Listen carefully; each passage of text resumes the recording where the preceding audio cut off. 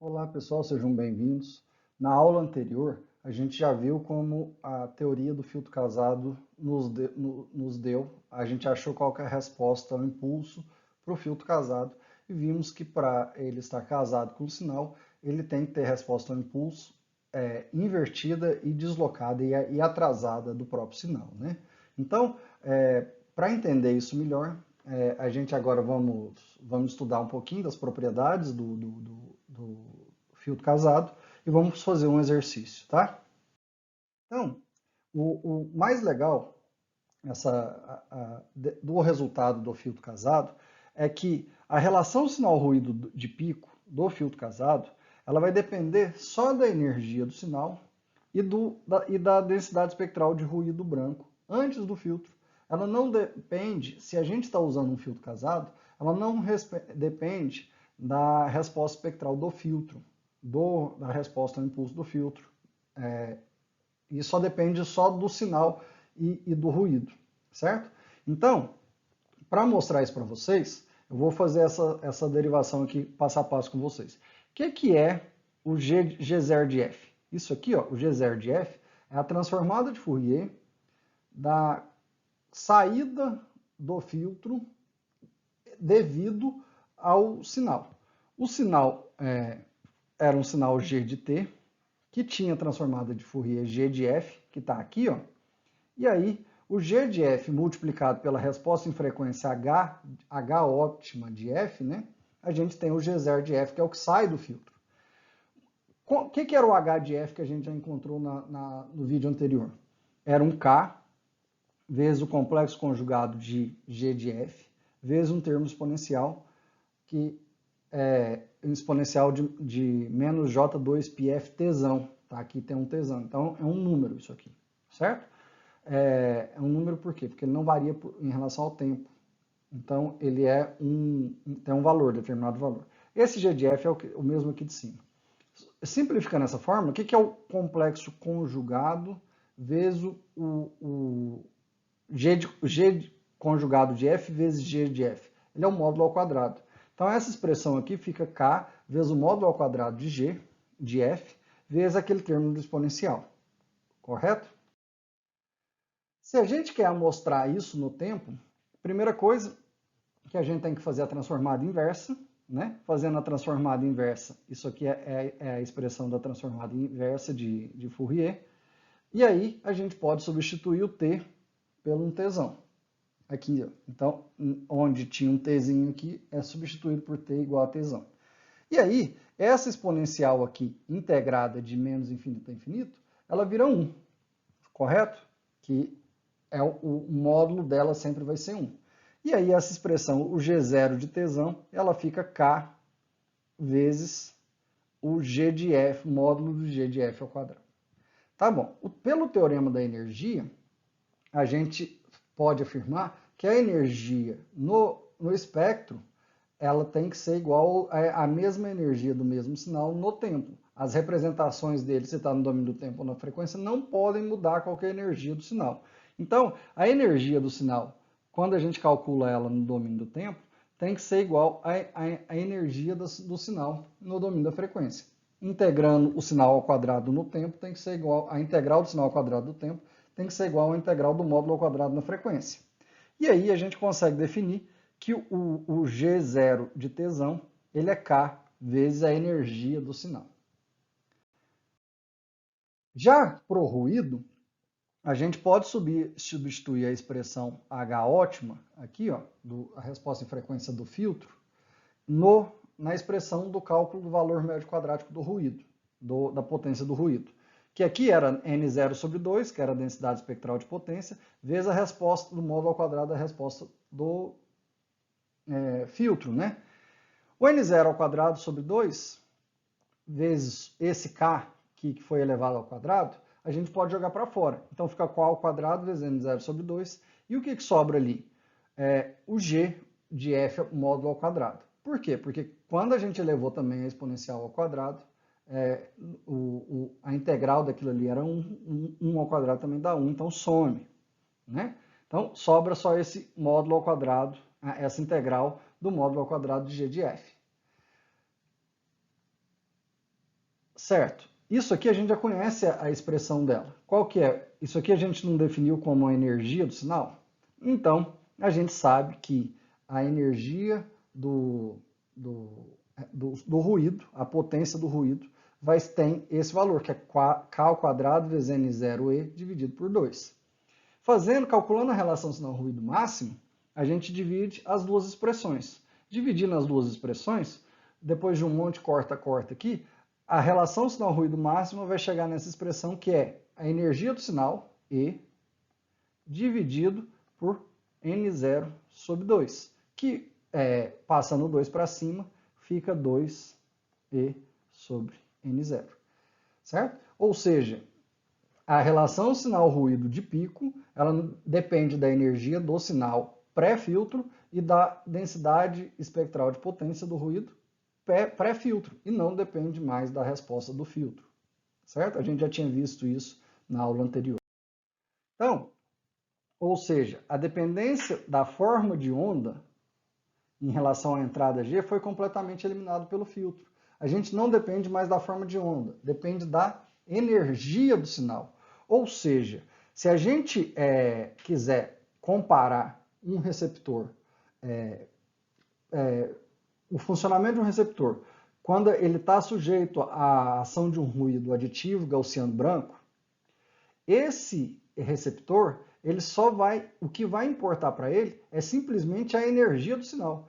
E não vai importar qual que é o formato de modulação. Sinais com mesma energia, de acordo com a teoria do filtro casado aqui, sinais com a mesma energia, mas com formatos de modulações diferentes, vão ter o mesmo desempenho. Para isso, o que a gente tem que fazer? Usar filtro casado. Se usar filtro casado, a dependência do formato do sinal desaparece. E aí a gente só precisa ter mais ou menos energia no sinal. Então, para melhorar a relação sinal-ruído, teoricamente a gente teria que aumentar a potência do sinal que está sendo transmitido e só. Não precisa mudar o formato de modulação. Mas lembrando, gente, neste caso, se estamos considerando que estamos usando um filtro casado. Em cenários que o receptor não usa filtro casado, isso não vale e o formato de modulação vai influenciar. Tá? Outra coisa que eu quero chamar a atenção de vocês, essa expressão, que a gente calculou a relação sinal-ruído de pico, ela depende do E, que é a energia do sinal medida em joules, e depende de N0, a densidade espectral de potência N0 sobre 2, que é medida em watts potência por hertz, né? Que é o quanto a potência do ruído está espalhada no espectro, em hertz. Se a gente olhar essas duas grandezas, elas têm a mesma unidade, porque watt por hertz é a mesma coisa que joule, né? E aí, se fazer essa divisão, uma pela outra, dá a dimensional. Mas, eu quero chamar a atenção para vocês que o significado físico dessas duas grandezas é completamente diferente. A gente está falando de joule, que é a energia do sinal propriamente gerado. O ruído já é como a potência que aquele ruído que foi gerado de forma espontânea e aleatória por uma fonte de ruído, como que aquele ruído, a potência daquele ruído está espalhada na frequência. São duas grandezas diferentes, de significados diferentes, físicos diferentes, mas que têm a mesma grandeza e uma dividida pela outra se torna adimensional. Então, para a gente terminar agora, vamos fazer esse exercício, que é um exercício simples, mas bem intuitivo para a gente entender o funcionamento do filtro casado. Vamos considerar um sinal G de T na forma de um pulso retangular de amplitude A e duração Tζ, como é mostrado na figura. Então, aqui na figura, a gente consegue ver o formato retangular do sinal. Tá? Como que era aí na letra A? Determine a resposta ao impulso de um filtro casado para este sinal e esboce como uma função do tempo. Então, como que era a fórmula da resposta ao impulso? A gente tinha que H de T, ele era o G de Tζ menos Tzinho. Era a versão invertida. Por que é invertida? Por conta desse sinal negativo aqui. E atrasada. Por que é atrasada? Porque a gente deslocou Tζ. Certo? Então, vamos fazer isso passo a passo para vocês entenderem. Primeiro, vamos calcular qual que é o G de menos Tzinho. Como que a gente desenharia essa fórmula aqui, essa expressão? Se o nosso G de Tzão, G de T, que está aqui embaixo, ele está todo do lado direito, o negativo dele é para o outro lado do eixo. Então a gente é a versão invertida do sinal. Que isso aqui, teoricamente, tinha que estar reto, viu, gente? Era um T, isso aqui reto, isso aqui A. Esse é o G esse aqui é menos Tzão, né? De G de menos T em função do tempo. Tá, e agora, como que a gente desloca Tzão? A gente vai simplesmente somar o Tzão ali. Então, G de Tzão menos Tzinho. A gente vai pegar esse pulso anterior aqui, ó, que está aqui em cima, e deslocar ele para a direita, porque nós estamos somando. Então, onde era menos T, ele vem para zero, o pulso começa aqui e vai até Tzão. Então, esse é o nosso Tzinho, e aqui é a nossa expressão G de Tzão menos Tzinho, que é a nossa resposta ao impulso. Então, aqui está feito o esboço da função. Detalhe, gente, aqui não mudou nada, né? Ou seja, a resposta a um impulso é o mesmo, é o próprio sinal. Ah, mas e se fosse um exemplo que ele fosse diferente, fosse triangular? Vou mostrar aqui para vocês. Ó. Se a gente tivesse um G de T, que é triangular, essa forma aqui, ó, em função de T. Como que a gente encontraria qual era a resposta ao impulso? Primeiro, rebate ele, né? Então, a gente acharia um G de menos Tzinho aqui, que ele teria essa forma. Se está rebatido, então está para cá. Isso aqui é menos Tzão. Esse aqui é o eixo T. Vamos supor que esse aqui chamava A, né?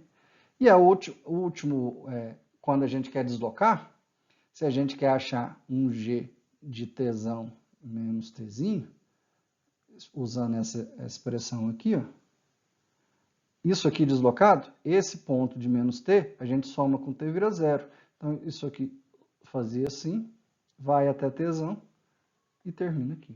Então, para um triângulo, a versão ele já não ficava igual, ficaria deslocado, certo?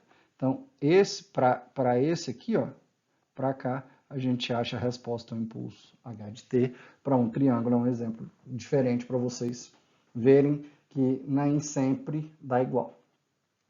Esboce a saída do filtro casado, letra B. Esboce a saída do filtro casado como uma função do tempo. O que é a saída de um filtro? Um filtro deixa eu rabiscar isso aqui, desconsidero isso aqui. Ó. Eu posso até apagar, né, gente? Bobeira. Por que eu não apago? Ó, que bonitinho. Como que é a saída Y de T de um filtro?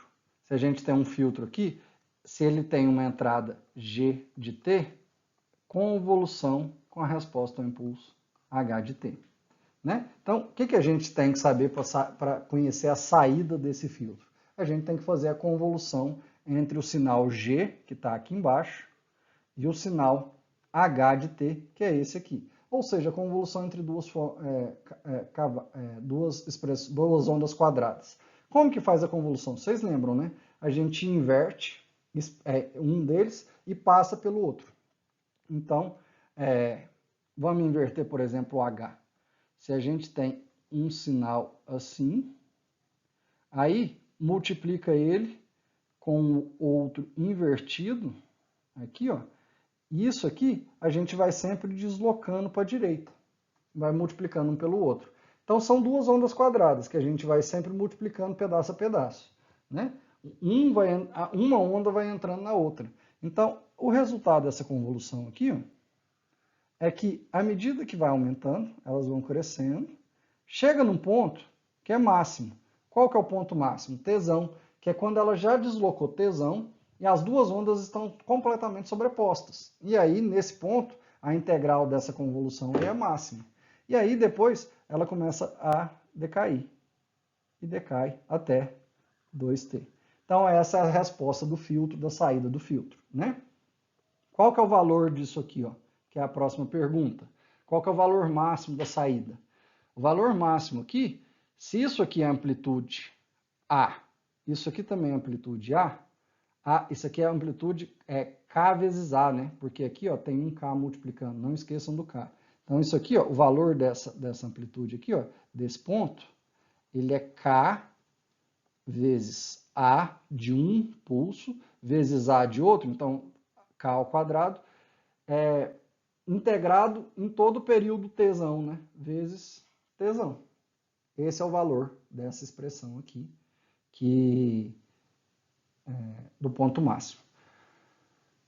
Determina o valor máximo da saída. E por último, a letra D. Como esse filtro pode ser implementado? Essa aí já era mais uma pergunta de pegadinha, ver se vocês lembravam do que acontece quando a gente passa, qual é o circuito que quando a gente passa uma onda quadrada e ela vira uma onda triangular.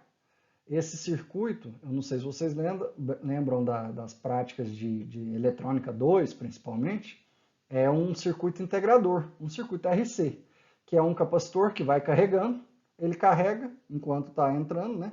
E a partir do momento que ele para de carregar aqui, ó, ele foi carregando, o sinal veio aqui, está carregando o capacitor, chegou aqui, ele desliga, ele para de carregar e ele começa a descarregar de forma linear no resistor. E esse é um circuito integrador, um circuito RC, certo? Todas essas respostas, esses rabiscos estão representados aí no próximo slide, quer ver? Então aqui, ó, tem a saída do filtro, o circuito integrado, né? Integrador, né? O circuito integrador está aqui, tem um pulso retangular que passa por um circuito integrador.